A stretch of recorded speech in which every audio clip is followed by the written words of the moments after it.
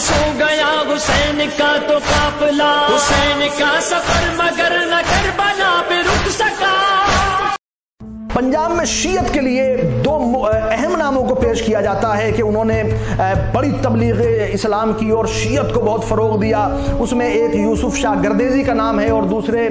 سید جلال الدین حیدر سرخ بخاری جو بخارا سے تشریف لائے تھے ان کا نام لیا جاتا ہے۔ لیکن یہ دونوں لوگ صوفی تھے اور تصوف کے لبادے میں آئے، اور اگر آپ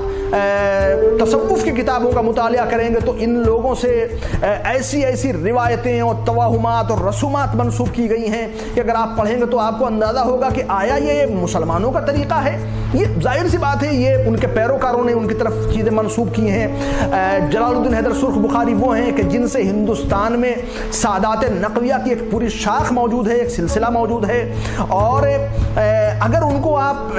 یہ میں نہیں کہہ رہا ہوں کہ وہ شیعہ نہیں تھے، میں یہ کہنا چاہ رہا ہوں کہ وہ تقیے میں تھے اور تصوف کے لبادے میں ہندوستان میں آئے اور مختلف صوفیہ کے درباروں سے وابستہ رہے، خانقاہوں سے وابستہ رہے اور ان کے نظریات کو فروغ دیا۔ سہروردیہ سلسلے میں ان کا شمار ہوتا ہے سید جلال الدین حیدر سرخ بخاری کا، اور اگر ان کے ملفوظات کا آپ مطالعہ کریں تو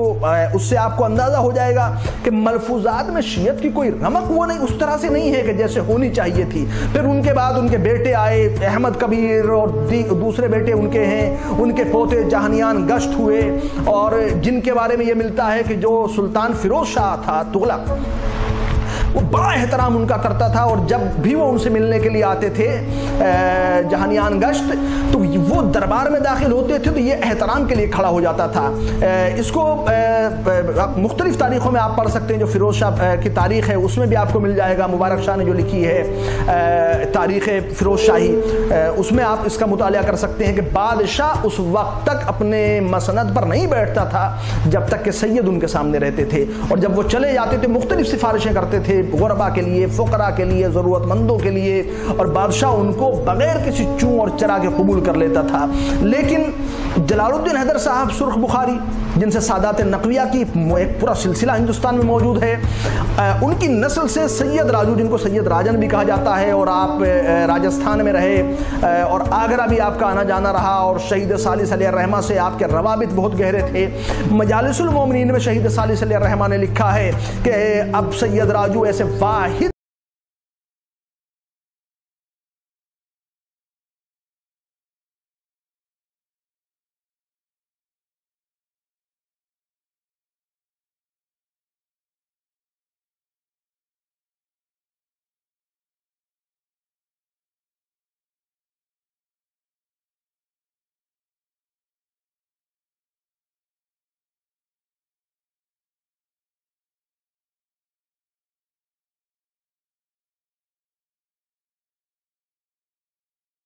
آپ کی لاش کو کوئی دفنانے والا نہیں تھا۔ اس وقت یہی سید راجو تھے کہ جو راجستھان سے تشریف لائے، اور آنے کے بعد آپ نے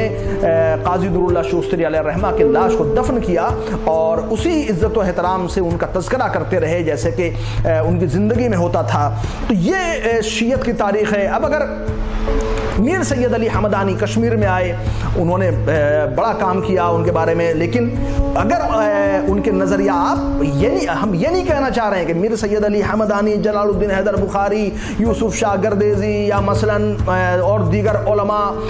جو آئے تصوف کے لبادے میں یہ شیعہ نہیں تھے، لیکن مورخین کو یہ چاہیے اور جو تذکرہ لکھ رہے ہیں کہ پہلے آپ یہ بتائیے کہ یہ تقیے میں تھے، انہوں نے تصوف کا لبادہ اختیار کیا، یہ خلفائے ثلاثہ کو کیا مانتے تھے، حضرت علی کو کس نمبر پر مانتے تھے، ان کے نظریات کیا ہیں، اس کے بعد آپ بیان کر سکتے ہیں کہ یہ شیعہ تھے، انہوں نے شیعت کی ترویج و تبلیغ کے لیے کوئی کام نہیں ہوا ہے۔ اگر آپ میر سید علی حمدانی سے لے کر اور نیچے تک آ جائیے تو انہوں نے تصوف کے نظریے کے فروغ کے لیے کام کیا۔ محب اہل بیت ہونا اور مکمل شیعہ ہونا یعنی ائمہ اثنا عشر کا اقرار کرنا دو الگ الگ چیزیں ہیں۔ ہر صوفی ولایت علی کا اقرار کرتا ہے جو نقش بندیہ سلسلے سے متعلق نہیں ہے، کیونکہ نقش بندیہ سلسلہ دراصل وہابیت کے خد و خال کی ابتدائی شکل تھی، جو جس زمانے میں یہ شیخ سرہندی نے اور خواجہ باقی اللہ نے اس سے نظریے کو فروغ دیا، تو وہ وہابیت کے نظریے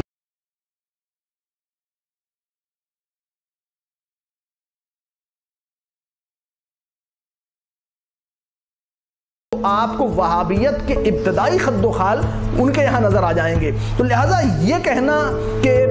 جو بھی علی ولی اللہ کا اقرار کرتا ہے اور جو بھی خطبے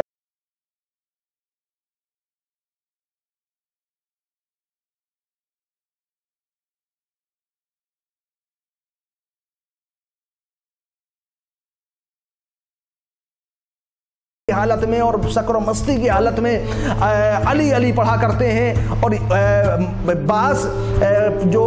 عرس ہوتے ہیں ان میں تو یہاں تک کہا جاتا ہے کہ اس وقت تک عرس ختم نہیں ہوتا ہے کہ جب تک غدیر خم کے اعلان کو نہ پہنچا دیا جائے اور یہ نہ کہہ دیا جائے کہ من کنت مولا ہو فہد علی مولا، اور اس کو مختلف قوال گاتے ہیں۔ تو اگر علی ولی اللہ کا اقرار کرنا، خالص علی ولی اللہ کا اقرار کرنا، اور مقبرے پہ اگر لکھا ہوا ہے کسی کے کہ یہ علی ولی اللہ کو مانتے تھے تو یہ شیعہ ہیں، تو پھر آپ کو ان تمام قوالوں کو اور عرس منانے والوں کو شیعہ ماننا پڑے گا جو خود کو سنی کہتے ہیں، اس لیے کہ وہ کہہ رہے ہیں من کنت مولا فہد علی مولا۔ تو علی ولی اللہ کا اقرار کرنا اس بات کی دلیل نہیں ہے کہ وہ مکمل طریقے سے شیعہ ہیں، بلکہ محب اہل بیت ہیں۔ یہی وجہ ہے کہ اتحاد اور وحدت کا نعرہ بلند ہوتا ہے کہ ہمیں ان لوگوں سے اتحاد کرنا ہے جو محب اہل بیت ہیں، جو امام حسین کی عزاداری مناتے ہیں۔ ان لوگوں سے اتحاد نہیں کرنا ہے جو ناصبی ہیں، جو دشمنان اہل بیت ہیں، جو عزائے امام حسین کے دشمن ہیں، بلکہ یہ جو کام ہوا ہے اس نے شیعت کو مضبوطی دی ہے کہ دکن میں اگر خطبوں میں 12 ائمہ کا ذکر ہو رہا ہے، اگر کسی کے یہاں کے اوپر علی ولی اللہ کے لیے تبلیغ ہو رہی ہے اور یہ خانقاہوں میں اور مزاروں کے اوپر من کنت مولا ہو فہد علی مولا کا تذکرہ ہو رہا ہے، تو ان لوگوں نے جو ایک تعصب کی فضا تھی شیعت کے خلاف اور نفرت کا ماحول تھا، اس ماحول کو ختم کرنے میں ایک اہم کردار ادا کیا ہے۔ تو لہذا میر سید علی حمدانی اور جلال الدین حیدر بخاری اور دیگر صوفیہ کا سلسلہ، شاہ گیسو دراز اور چراغ دہلوی اور دوسرے صوفیہ، نظام الدین اولیاء، اور آپ اجمیر تک چلے جائیے، سب صوفی محب اہل بیت ہیں اور سب نے محبت اہل بیت کا اقرار کیا ہے اور سب 12 اماموں کو ماننے والے تھے، لیکن آپ ان کے نظریات، ان کے ملفوظات میں پڑھیے تو شیعت کی رمق نہیں ملے گی آپ کو کہ اگر آپ یہ کہہ سکتے ہو کہ یہ مکمل طریقے سے شیعہ تھے۔ تو شیعہ ہونا اور محب اہل بیت ہونا یہ دو الگ الگ چیزیں ہیں، لہذا ان سب کو ایک پلیٹ فارم پر آنا چاہیے محبت اہل بیت کے عنوان سے، عزاداری امام حسین کے عنوان سے، اس لیے کہ سب سید ہیں۔ اور یہ جو علی ولی اللہ کا اقرار ہوتا ہے اور جو یہ عرس میں اور دوسرے جگہوں کے اوپر من کنت مولا ہو فہد علی مولا پڑھا